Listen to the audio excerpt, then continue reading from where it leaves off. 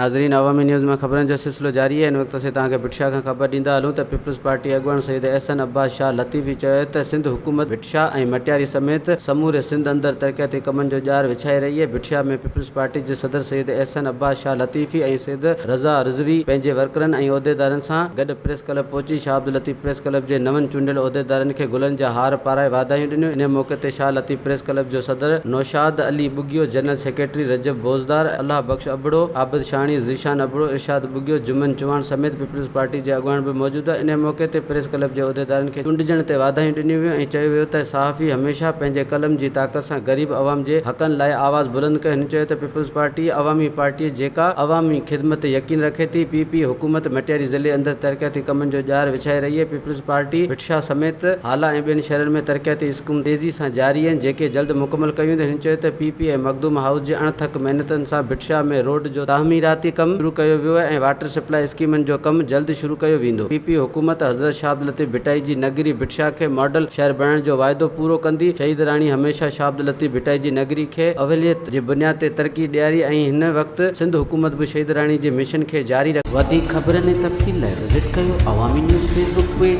YouTube page ऐं अवामी news website.